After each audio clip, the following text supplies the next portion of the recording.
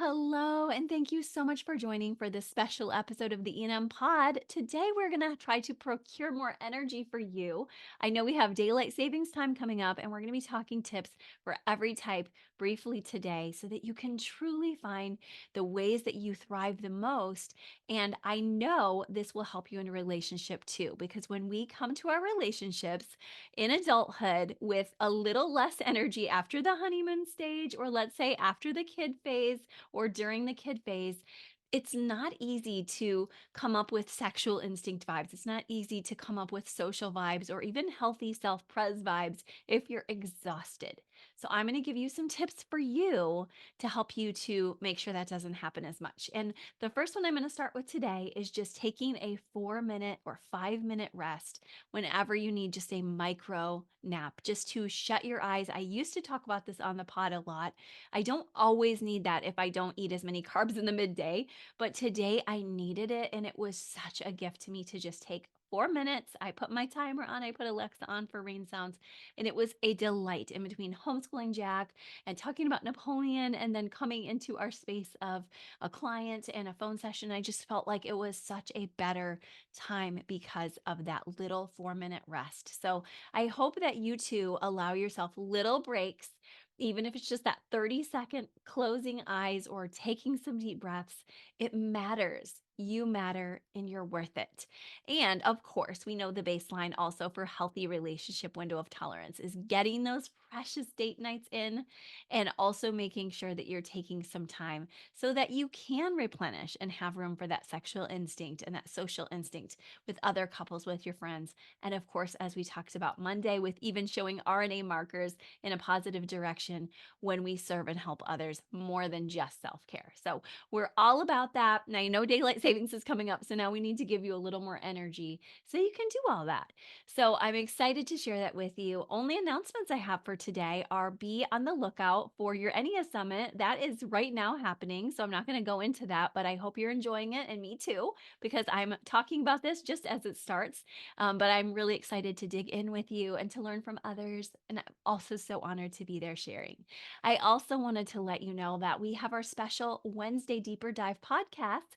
And I am so grateful that I am iterating a more practical way to merge a bit of Enneagram and Myers Briggs today. So if you're looking for ways to know how different types and instincts would actually overlay with Myers Briggs, and if you also want some actual practical hacks for relating, so helpful. I was just telling Glenda, my co-therapist on my team, about that at Pure Barre today, and I was just sharing something really quick with her about relating and loving with the Myers-Briggs, and she was like, "Oh, I love that." So make sure you check that out if you want to continue journeying there and doing some spiral education.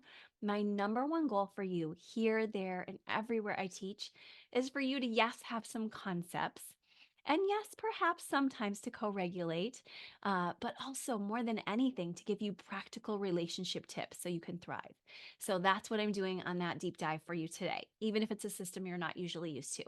And then we're going to be heading into a topic that I see every single time is so big on my rankings whenever I look to see what have people been looking at, and it is definitely that sexual instinct. So we will revisit that soon too. Now, for today's topic on energy, I am so excited to talk about this with you. And I want to let you know that each and every person here needs to know the basic definition of energy is the ability to do work. And when you're not healthy, or when you're using your energy in a way that doesn't serve you and your family well, then you don't get to do any work. You're flat on your face, or you're just in your dysregulated state, and you're not getting anything done, honestly. And honestly, being a parent or a spouse or a worker, or maybe even all of those things, requires that you do that work well. So what can you do type by type? That's what we're going to go through briefly today to work on that, and just take one tip from your type. You can come back and listen later if you need it again. But I just want to let you know, for starters, that if you're a type 1, one of the most basic things that you can do for yourself is understand how big and important fun is for you. I know that sounds so silly, but I was just seeing a Facebook post I made 14 years ago. I got the reminder that I was sharing how I was making sure Wes had a date night. He's a type 1, my husband. And I was like, Okay, he's exhausted, he's worn out, but he needs a little fun. And I will be honest, he needed that fun so much. I believe he was in medical school at that time, and his eyesight actually started to be affected by that. And it was like he was studying and working so much that he didn't take care of his eyes. And it was, of course, obviously genetic as well, but it was a moment in time when we realized you can cause eye strain, you can overdo. So, type ones, please schedule time for play and just relaxing. And I recommend about 6 hours a week for couples on that. And then take regular breaks on your work day, maybe some sort of reformed Pomodoro method. And also make sure that you remember that the good and the perfect are sort of enemies. We say that if you can get it done well, put it out there and then you can work on it more at the next iteration. I know that's hard. So take a deep breath on hearing that. But know that if you're giving good quality and even excellent work, you are allowed to rest. Please know that and please allow yourself that. That will bring more energy for the long haul. And I will be honest to add to that briefly that when I've been reading about what causes problems and stress in our bodies, I keep seeing this example of somebody who is holding in anger. So making sure that you get that fun will help you to not have that resentment building up and you'll allow yourself like let God be God. I can just rest for a bit. Okay, now if you're a two, know that twos obviously are very caring and trying to be harmonizing with others' personalities and allowing them to really see, okay, I'm not going to take from you, I'm going to give. But as a two, I want you to understand what is so helpful is when you reach out, ask for advice, let somebody else carry you a bit, somebody that you trust. Please, only somebody that you trust. We all hear horror stories. Somebody that has good ethics, somebody that you know is a good mentor to you, somebody you can look up to, and let them help you. It doesn't have to be somebody that you don't respect, and I don't want it to be, but somebody that you respect. Let them pray for you, let them serve you, let them hear something small they could do, and allow them a few options so that they don't feel like you're manipulating. But just, hey, is there anything you could maybe bring by my house this week because I could use a hug, and maybe they bring you a smoothie or you ask them, do you have any time in the next few weeks for a date night for us? And just get a babysitter from a friend. I know if you're a two, you've probably done this for others. And then lastly, for you, I want you to, instead of always defaulting to yes, make sure that you set some of your own boundaries and say no and say what feeds you. My friend Glenda was just saying to me today, can we line up our schedules for our workouts? Because as a two, I like to be with other people. And I'm like, if you don't mind that I go into my head, sure. And she's like, no, I just love to have that energy with others. And so that's important for you to know, like, I'm allowed to ask and other people are allowed to tell me their boundaries and then we can all have fun together. So that's what I know you love is together time. And it will give you energy to say no sometimes when it isn't the right fit. Okay. And you heard that on Monday's podcast too. So, type threes, I hope you'll remember that in this day and age, threes are and can be on technology all day long. They can work all through the night, all through the day. Most threes I know don't sleep very much. And this goes down to like the 18-year-old threes that I know that I've had as clients. And so I want you to understand just unplugging a bit is so key. Just like I said, just 3 or 4 minutes, even like I said, if you're running so fast, just 1 minute of shutting your eyes and resting till you literally drool can help you so much because I know you want to go for the long haul and I know your body is going to thank you later. Also, I know that threes merge. So watch the energy of somebody that you respect and love who is successful around you. And we're going to have somebody on the podcast like that soon to help us soon with restful rhythms. And I'm really excited for that. But I really love that you can look to people that you admire to say, okay, they're doing it and they're resting. I can do that too, because you can merge in a healthy way.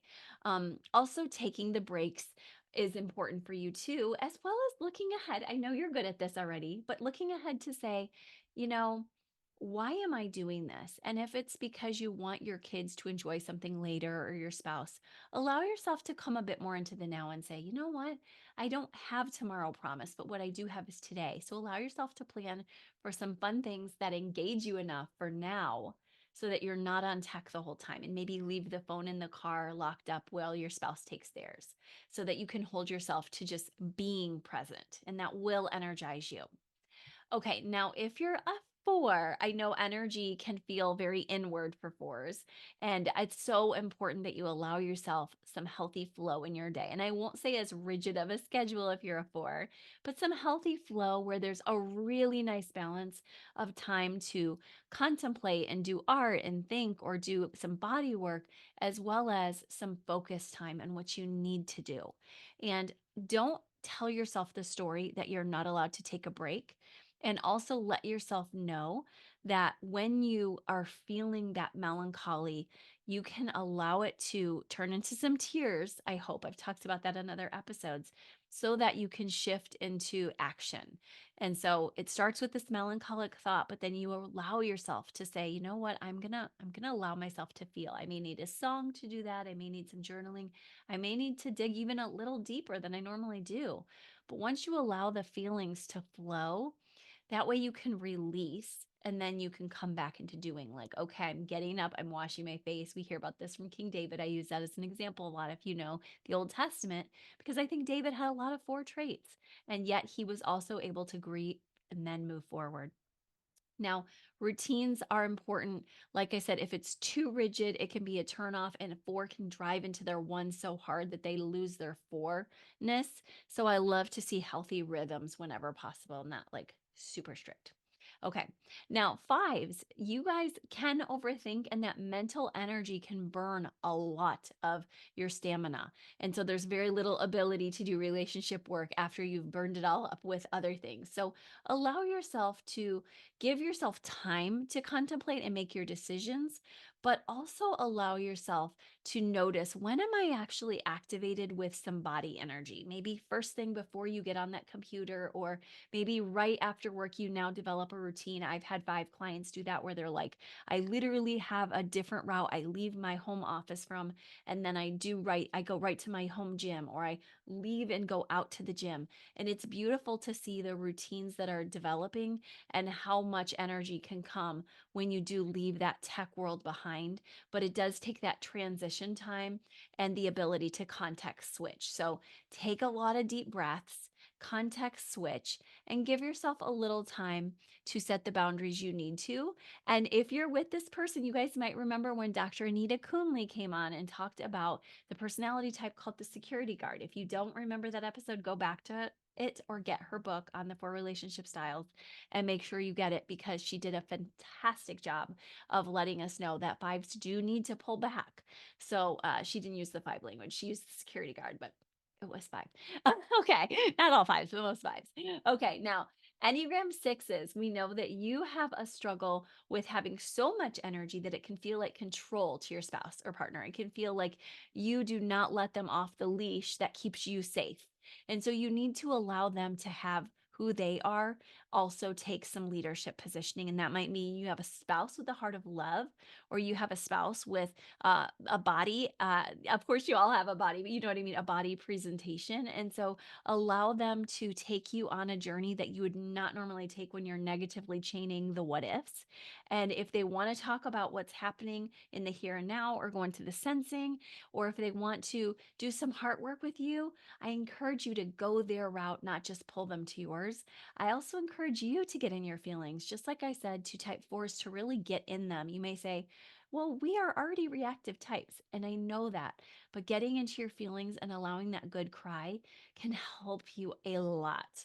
And then again, you can rub your eyes, come back, maybe even hit the gym, because for sixes, there's a lot of extra energy that can be outward at their spouse. And I love to see it in the more natural six state, which is more neutralized, more peaceful. And I think it'll be really attractive to your spouse too, to see you. Oh my gosh, they're working out, they're taking care of themselves, and they're a little more calm. Okay, now Enneagram sevens, we know that we have so much energy that we often have to save it for the day, because it's so big in the morning that we can use it all. And it's so big in the evening and we can just go wild. But in the middle of the day, if we're not careful with those morning and evening pockets, we don't have any energy. So, what I want to encourage you with is that you would allow yourself to titrate a little bit. I have to do this often. Even in the middle of a workout, I have to be like, you know what, girl, you do not have it today.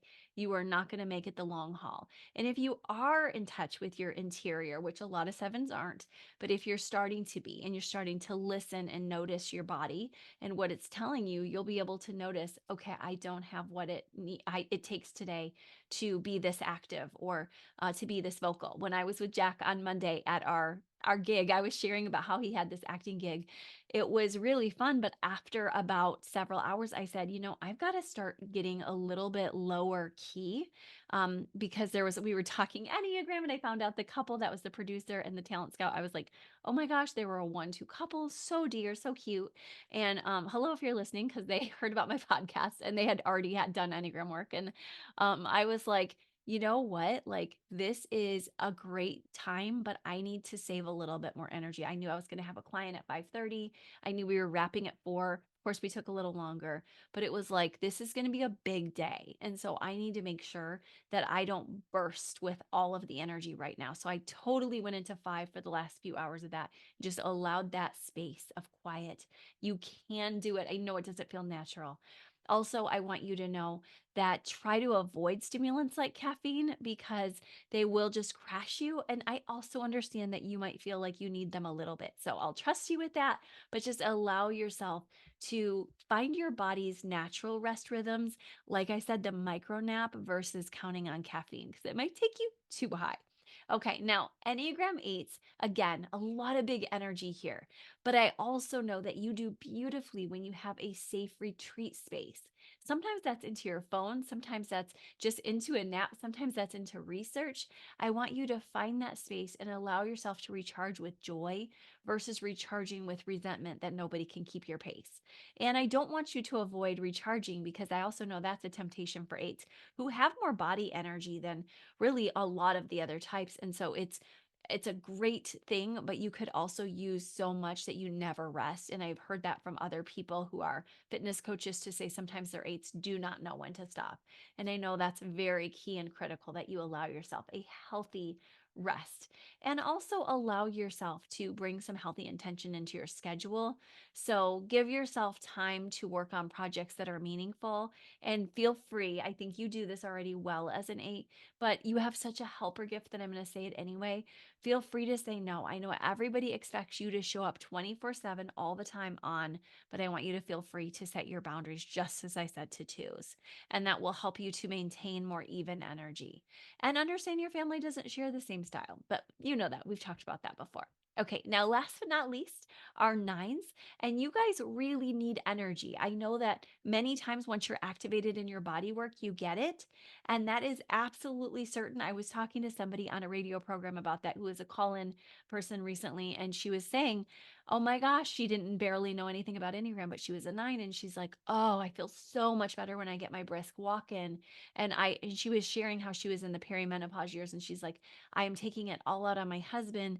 And I noticed this with all the 9s I work with that when you come from that baseline bottom up process of body work first, and I know we're used to the top down mental processing, but it just doesn't serve, especially our body types as well. So making sure you're there in your body work, getting that massage scheduled, getting that brisk walk in or fun workouts. 9s love their fun workouts. We have a lot of Disney 9s here in Florida who love doing their Disney marathons.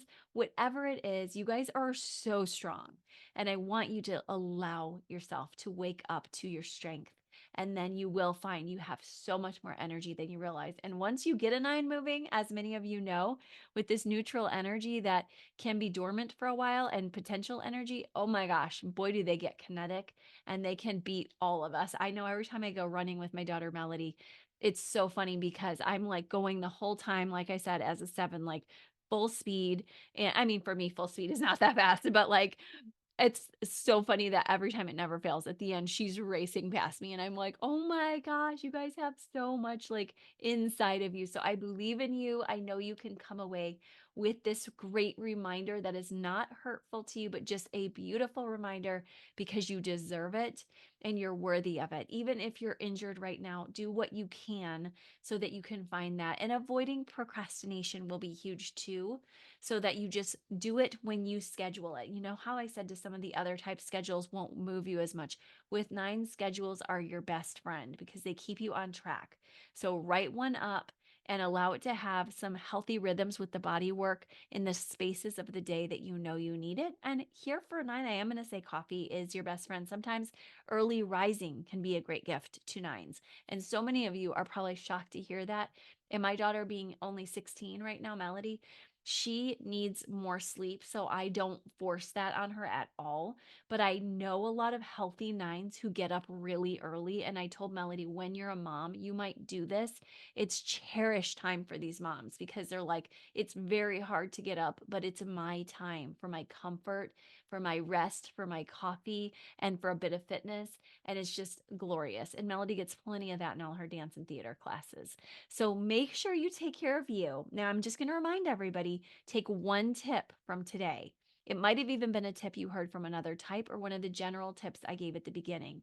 But take that tip and take it with you into this weekend and allow yourself that space to really rest with your partner too, and to bring them some of that energy that we procured together today.